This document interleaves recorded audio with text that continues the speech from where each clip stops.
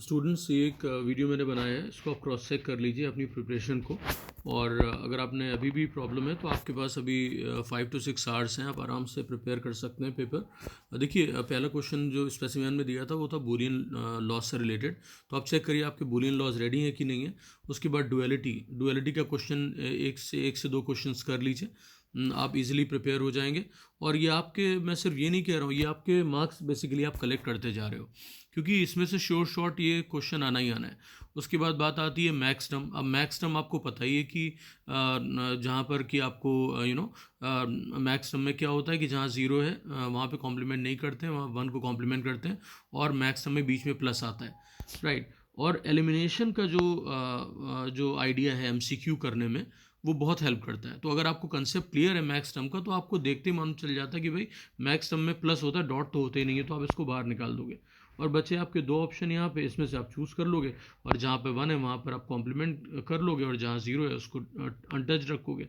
इसी तरह डुअलिटी के आपको लॉस पता है कि 0 to 1 होता है, 1 to 0 होता है, right. And dot two plus, plus two dot हो जाता है, मीन्स एंड टू और टू नॉट हो जाता है। और कॉम्प्लीमेंट को टच नहीं करते हैं, कॉम्प्लीमेंट है तो एज इट इज़ लिख दिया जाएगा, तो आप डुअलिटी भी कर लोगे। उसके बाद देखिए 3 मार्क्स आपके रेडी हो गए। कॉम्प्लीमेंट करने का सीधा सा मतलब है कि डुअलिटी नहीं होता है। मैं बार बार इस चीज़ को कहता हूँ, स्टूडेंट बहुत कंफ्यूज हो जाते हैं कि डुअलिटी, ठीक है, तो कॉम्प्लीमेंट करना है तो आपको डी मॉर्गन्स लॉ लगाना पड़ेगा। डी मॉर्गन्स लॉ आपको पता है कि complement of the product is equal to the sum of the variables complement, ठीक है। एंड उसका डुअल फॉर्म भी होता है, तो वो प्रिपेयर कर लीजिए। तो ये आपके सॉलिड क्वेश्चन जो आपके एग्जाम में आने ही आने हैं। कॉम्प्लीमेंट करना है, और कॉम्प्लीमेंट करने का मतलब कॉम्प्लीमेंटरिटी लॉ बिल्कुल नहीं है, वो डिमॉर्गन्स लॉ ही होता है। डुअलिटी हो गई, बूलियन लॉज आपने प्रिपेयर कर लिए, राइट। इस तरह से 4 क्वेश्चंस आपके हो गए। उसके बाद प्रोपोजिशनल लॉजिक के ऑपरेटर्स सारे पढ़ लीजिए। ऑपरेटर्स को पहचानना बहुत ज़रूरी है, चाहे वो बूलियन वाले ऑपरेटर्स हों, right, and nor, jaw, x nor. उसी तरह आपके कंजंक्शन, डिसजंक्शन, आपके चाहे आप उसको इम्प्लीकेशन बोलिए, इक्विवेलेंस बोलिए, अलग अलग जो ऑपरेटर्स होते हैं, तो आपको उनके सबके टर्म्स मालूम होने चाहिए, और सारे ऑपरेटर। तो आपका देखिए ये क्वेश्चन भी हो जाएगा। अब एनकोडर की बात यहाँ क्वेश्चन पूछा गया है कि एनकोडर क्या करता है। तो ये जो सर्किट्स हैं, जितने भी आपके एनकोडर, डिकोडर, मल्टीप्लेक्सर है, एडर्स हैं आपके, हाफ एडर, फुल एडर, वो सारे आपको आने चाहिए, उनकी वर्किंग मतलब, तो ऑटोमेटिकली आप इसमें से फाइंड आउट कर लोगे। देखिए 6 मार्क्स अभी तक आपके स्ट्रेट होते चले जा रहे हैं। उसके बाद नैंड गेट पे आप, NAND gate is formed by the combination of and or. अब आपको नैंड अगर पता है तो आपको क्लियरली दिख रहा है कि नॉट एंड, तो नॉट और एंड का कॉम्बिनेशन है, तो आप चूज कर लोगे करेक्ट आंसर, ठीक है। 7 मार्क्स आपके अब तक हो गए। अब उसके combinational circuit which adds 2 binary bits. अब ये फिर से वही आपका कंसेप्ट आ गया, जो आपके, अगर आपको सर्किट पता है सारे, देखिए सारे नेम्स यहाँ पे उन्होंने पहले ही हिंट दे दिया है कि भाई you have to prepare all these. Full adder भी है, डिकोडर भी है, हाफ एडर भी है, मल्टीप्लेक्सर भी है, एनकोडर आपको मैंने ऑलरेडी बता दिया, एनकोडर प्रिपेयर कर लीजिए। तो आपका ये क्वेश्चन 8 मार्क्स हो गए। उसके बाद अब देखिए, अब इन्होंने पूछना शुरू किया क्वाड में। कितना सिंपल क्वेश्चन पूछा है कि के मैप में आपको सिर्फ ये पहचाना है कि quad group in a Karnaugh map eliminates कितने निकलते हैं। तो आपको ये मालूम ऑलरेडी होगा, और नहीं मालूम है तो उसको पढ़ लीजिए, इट्स वेरी इजी, राइट। देखिए जितना बड़ा ग्रुप होगा उतने ज़्यादा वेरिएबल है, और आपके कोर्स में मैक्सिमम 4 वेरिएबल्स तक है, तो 4 वेरिएबल पूरे तो आप निकालोगे नहीं। आप वहाँ पर बात आ रही जब ऑक्टेट है, ठीक है। ऑक्टेट में देखो मैक्सिमम रिडक्शन होता है, तो उसमें 3 वेरिएबल आउट हो जाते हैं। क्वाड में 2 वेरिएबल आउट हो जाते हैं, और पेयर में सिर्फ 1 वेरिएबल आउट होता है। तो इसीलिए जितना बड़ा ग्रुप उतना बड़ा रिडक्शन। तो यहाँ पर क्वाड की बात आई, तो क्वाड में मैंने क्या बताया कि आपके 2 वेरिएबल्स आर एलिमिनेटेड। तो बस इस तरह से आप तैयारी करिए। देखिए आपके 9 क्वेश्चन देखिए स्ट्रेट अवे, विद इन मतलब 5 to 10 मिनट, 5 मिनट्स के अंदर ही अंदर आपके क्वेश्चन हो जाएंगे। उसके बाद बात है provisional this represent what, right. तो अब आपको इसमें से देख लेना है कि ये किससे मैच करता है, कि यहाँ देखिए कहीं पर भी बाई कंडीशनल नहीं लगा हुआ है। तो अगर आपको बाई कंडीशनल एलिमिनेशन आता है तो आप वो भी फाइंड आउट कर लोगे। तो इससे क्या पता लगा कि हमें कंडीशनल एलिमिनेशन और बाई कंडीशनल एलिमिनेशन को पढ़ लेना है। उसके बाद क्लास यहाँ पे आई, if the input in decoder is this then the decimal equivalent output will be. अब आपको डिकोडर मालूम है कि क्या काम करता है, ठीक है। तो आपको जो आपके बाइनरी कॉम्बिनेशन होते हैं उससे आपको आपका जो है डेसिमल प्रोड्यूस कर देता है। तो आप यहाँ पे फाइंड आउट करिए किसके इक्विवेलेंट, तो आपको ऑटोमेटिकली मिल जाएगा। और यहाँ प्रोडक्ट लिखा हुआ है, यहाँ पर जहाँ कॉम्प्लीमेंट होगा वहाँ जीरोज होंगे, तो इसके थ्रू आप बाइनरी वैल्यू निकाल के आप उसका डेसिमल इक्विवेलेंट निकाल लीजिए, ठीक है। उसके बाद देखिए 11 क्वेश्चन भी हो गया। अब मैट्रिक्स एड्रेसिंग, ये शॉर्ट क्वेश्चन है कि आपको मैट्रिक्स में एड्रेसिंग आनी चाहिए। तो इसमें देखिए रो मेजर कॉलम मेजर दोनों आने चाहिए। अगर आपको फॉर्मूला पता है तो ऑटोमेटिकली आप इसको कर लेंगे। 12 क्वेश्चन हो गए। उसके बाद with reference to the given proposition not P conditional Q answer the following question. The converse of the proposition is, अब आपको कन्वर्ट्स इनवर्ट्स आना चाहिए, कंट्रा पॉजिटिव आना चाहिए, कंटिजेंसी, जितने भी टर्म है वो आने चाहिए। मतलब it will take hardly 5 minutes to prepare this topic. ठीक है, सारे वीडियोस पड़े हुए हैं, आपको प्लेलिस्ट मैंने ऑलरेडी भेजी हुई है, वो आप देख सकते हैं, वहाँ पर मिल जाएगा। ठीक है। उसके बाद आप आ गए इसके बी पार्ट में कंट्रा पॉजिटिव। देखिए मैंने अभी बोला था कंट्रा पॉजिटिव यहाँ पे अवेलेबल है, वो भी आपका हो जाएगा। अब देखिए यहाँ पर आया reduce expression for the Boolean expression this. अब यहाँ पर ये दिया हुआ है, तो इसको आप क्या करोगे, फटाक से के मैप पे प्लॉट करोगे और इससे जो रिड्यूस एक्सप्रेशन मिले और वो आप यहाँ से चूज़ कर लोगे। और जो आपको के मैप आप जब बनाते हो तो आप उसमें, मैंने हमेशा फिर मैं बता रहा हूँ कि यहाँ पहले देखो क्या पूछा है। तो यहाँ पर सिग्मा पूछा हुआ है, तो के मैप बनाने में हमेशा याद रखो कि आपको पहले मिन टर्म लिख लो जब सिग्मा पूछा हुआ है साइड में, उससे आपकी गलती नहीं होगी। और मतलब उसमें मिन टर्म में क्या होता है कि हम जीरो को कॉम्प्लीमेंट करते हैं, 1 क्वांटाइज रखते हैं और प्रोडक्ट होता है। उसके बाद आप जब ग्रुप फॉर्म करना शुरू, ग्रुप फॉर्म करते हैं तो बिगेस्ट ग्रुप आप पहले आप चूज़ करोगे। ऑक्टेट, ऑक्टेट नहीं पॉसिबल है, क्वाड पे जाओ, क्वाड नहीं पॉसिबल है, तो आप पेयर पे चले जाओगे। ठीक है, और उसमें देखो के मैप में क्या होता है, ओवरलैपिंग इज अलाउड। ठीक है, और क्या अलाउड नहीं है वहाँ पर आपका जब आपके ग्रुप जो है रिडंडेंट ग्रुप अलाउड नहीं है और डायगोनल की कोई ग्रुपिंग अलाउड नहीं है। Is that clear? Corners are allowed, ये आपको सब पता है, तो इसको अच्छे से पढ़ लीजिए। What is the output? अब देखिए यहाँ पे सिंपल सा क्वेश्चन है, नेस्टेड लूप दिया हुआ है और उससे आपको आउटपुट निकालना है। और यहाँ पे ध्यान देने वाली बात क्या है कि यहाँ देखिए लूप दोनों ही यहाँ पे सेमीकोलन लगा के टर्मिनेट हो गए। मतलब लूप ये अपना साइकिल यहाँ पूरा करा है, ये इसका साइकिल, कोई किसी के अंदर नेस्टिंग नहीं हुई है। मैंने एक बार में देखा तो मुझे नेस्टिंग दिखी तो मैंने बोल दिया, बट मैंने अभी जब ऑब्जर्व किया देखा कि सेमीकोलन लगे हुए दोनों में। तो इसका बहुत ध्यान रखिए, सेमीकोलन का मतलब लूप टर्मिनेट हो गया तो उसके बाद जो कुछ भी लिखा है वो लूप के अंडर में बिल्कुल नहीं आएगा। ये एक सेपरेट एंटिटी हो गया, एक सेपरेट एंटिटी हो गया। बस ये ध्यान रखिए कि आई और जे यहाँ पर डिक्लेयर हो चुके, तो फाइनल वैल्यू ऑफ आई और जे का आपको ध्यान रखना है कि वो कैलकुलेट होगी। और वो वैल्यू हमेशा जो जो यहाँ पर अप टू दिया हुआ ना, अप टू 5, उससे हमेशा एक ज़्यादा होगी, क्योंकि जब एक ज़्यादा होगी तभी लूप टर्मिनेट होता है। जैसे अगर 1 to 5 लूप चल रहा है तो आई की फाइनल वैल्यू क्या होगी, 6। ये ध्यान रखिएगा। तो उसी के बेस पे आप आउटपुट जनरेट करिए, इसकी प्रैक्टिस कर लीजिए। कितना इजी क्वेश्चन है। उसके what is the output of the statement given below. अब ये वाली प्रिंटिंग को आप देख लीजिए, इंटीजर और पार्ट्स INT क्या करता है, उसके बाद आपने ए यहाँ पर लिखा, तो ये सब चीज़ें आपको, इसकी स्काई वैल्यू, ये सारी चीज़ें आपको क्लियर होनी चाहिए। पार्ट्स INT क्या कर रहा है, इसके आप आउटपुट के क्वेश्चंस कर लीजिए। ठीक है, hardly it will take 5 minutes. उसके बाद what is the output of the statement given below. अब यहाँ पर A, I और C लिखा हुआ है, सिंगल कोट में लिखा हुआ, तो क्या प्रोड्यूस करेगा। तो इस तरह क्वेश्चन आप प्रिंट करके देखिए, इससे आपको सेंस डेवलप होगा। इसको जरूर अपने सिस्टम पे करके देखिए। फिर उसके बाद the basic logic get that represent the simplification of the Boolean expression. अब यहाँ पर आपका जो है लॉजिक गेट्स आप देख लीजिए कि कौन कौन से लॉजिक गेट इसको आर बीइंग रिप्रेजेंटेड बाय। तो अगर आपको यहाँ पर आता है ये कंसेप्ट तो आप वेरी इजीली आप कर लोगे। ठीक है, ये किसको रिप्रेजेंट कर रहा है। उसके बाद यहाँ पर what is a conditional statement to check non boundary elements in a double dimensional array. देखिए 2D एरे के जितने भी क्वेश्चन आएंगे, सबसे पहले आप क्या करोगे, मैट्रिक्स ड्रॉ करोगे।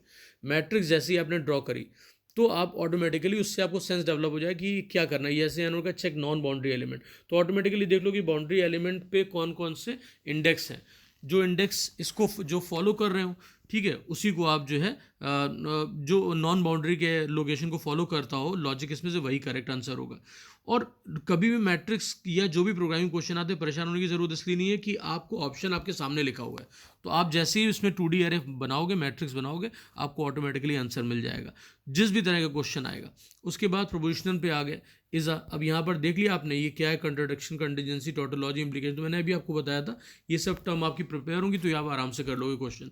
उसके बाद रिड्यूस द बूलियन फंक्शन, तो फिर रिडक्शन थ्रू के मैप की प्रैक्टिस करिए। आपको उसके बेसिस पे आप ये क्वेश्चन ये आंसर्स दे सकते हो। What the least number of group there type formed in the for the reduction, तो वो सब आप जो करोगे इसको सॉल्व, राइट, और बहुत स्पीड में करिएगा, राइट। फ्री हैंड आप बनाइए, कोई आपका के मैप वहाँ पे देखने नहीं आ रहा है, उसकी डिजाइनिंग, राइट, बस आपको वो कंसेप्ट आप सही लगाओगे तो आपको करेक्ट आंसर्स मिलते चले जाएंगे। तो देखिए यहाँ तक भी बहुत इजीली हो गया स्टूडेंट्स। उसके बाद क्वेश्चन नंबर हम 22 पे आ गए। अब देखिए 22 क्वेश्चन कितना ईजी है। यहाँ पर आपको एक ट्रुथ टेबल बनाइए, ट्रुथ टेबल में करेक्ट आंसर, करेक्ट आप इनपुट दीजिए, करेक्ट आउटपुट जनरेट कर लीजिए on the basis of the given condition, right. और यहाँ पर आप जो है उसके बेसिस पे आप POS वगैरह और SOP निकाल लोगे। तो POS के लिए आप क्या करोगे, जो ट्रुथ टेबल का जो आउटपुट कॉलम होगा जहाँ 0 होंगे उन वैल्यूज़ को इंक्लूड करोगे। और POS पूछा है तो जाहिर सी बात है इसमें एक बार में 2 तो एलिमिनेट ऐसे होगा। मैंने बोला ना MCQ में एलिमिनेशन का कंसेप्ट बहुत आप अच्छे से इस्तेमाल करिए। तो क्योंकि आपने देखा कि यहाँ पे जब पीओएस की बात हो रही तो सिग्मा तो पॉसिबल नहीं है, तो पाई पे अब इन्हीं दोनों पे फोकस करना है, इनमें से आप करेक्ट आंसर निकाल लीजिए। The maximum input combination for the above truth table will be, अब इसमें इनपुट कॉम्बिनेशन देख लीजिए भाई कि इनपुट कॉम्बिनेशन कितने होंगे, ये भी आप आराम से निकाल लोगे। ठीक है, उसके बाद यहाँ पर reduce the given Boolean function, ये यहाँ पर दिया बाय यूजिंग 4 वैल्यू के मैप, तो के मैप बनाइए और आप अपने आंसर निकाल लेंगे।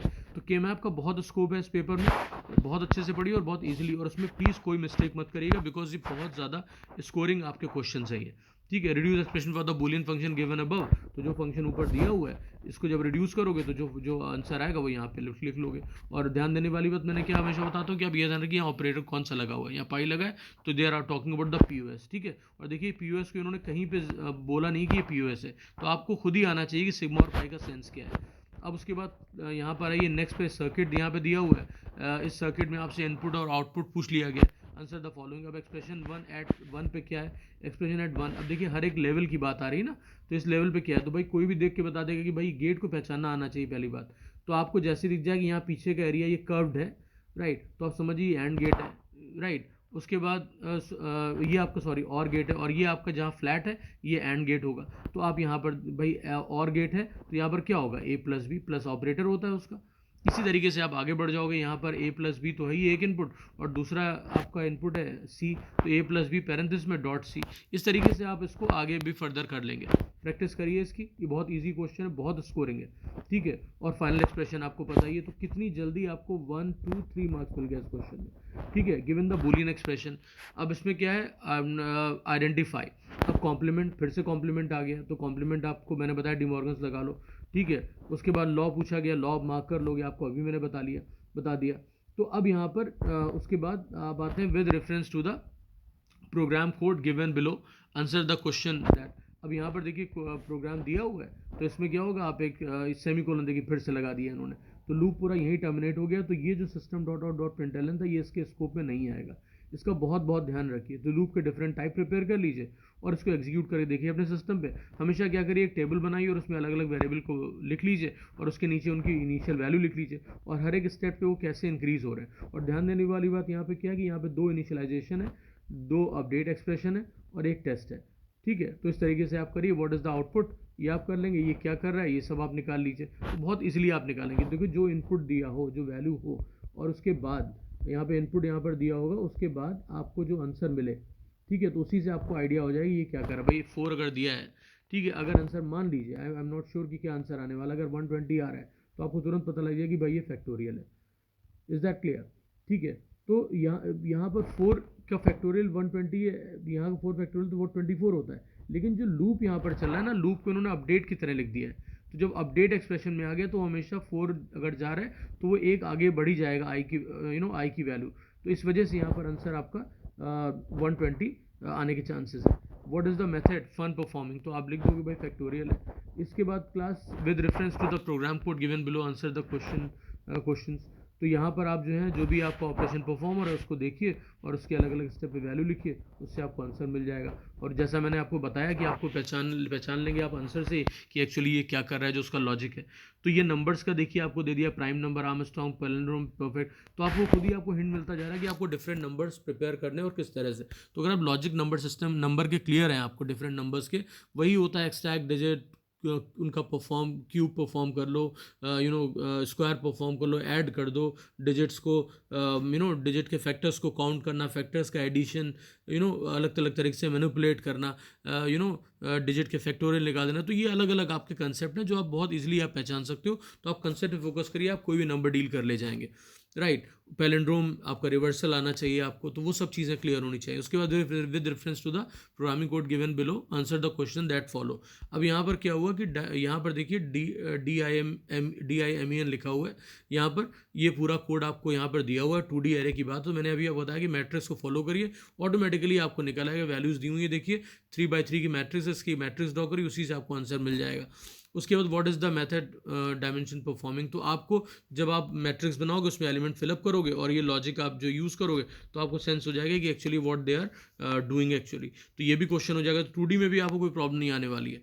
उसके बाद with reference to the program code given below answer the following question. अब देखिए यहाँ पर फिर वही लॉजिक की बात आई, आप उसको एक टेबल बनाइए, उसमें अलग अलग स्टेप लिखिए और आपको ऑटोमेटिकली उससे आंसर मिल जाएगा। यहाँ पर सिंगल डायमेंशनल एरे का क्वेश्चन है ये, you will be getting the answer easily.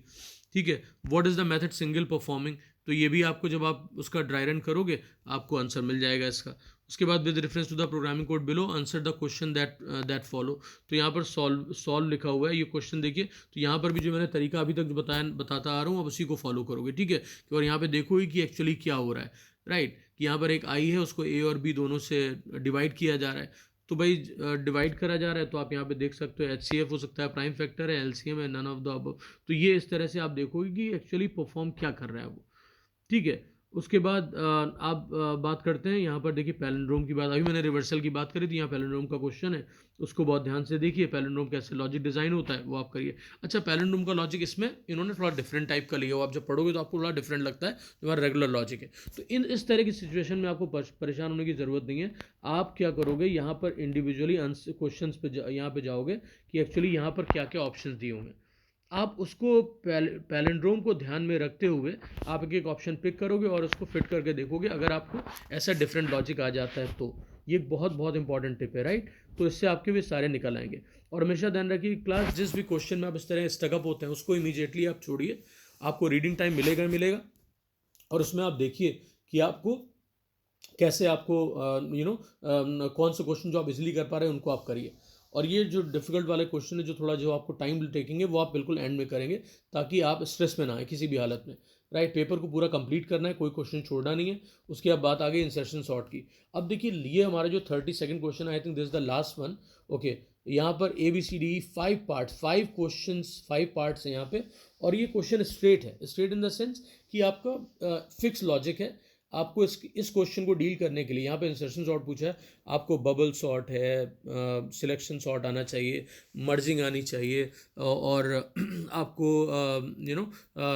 Searching के बाइनरी सर्च है, लिनियर सर्च है, इंसर्शन डिलीशन, ये सारे आपको चीज़ें आनी चाहिए। तो ये 5 मार्क्स का क्वेश्चन आपका स्ट्रेट हो जाएगा।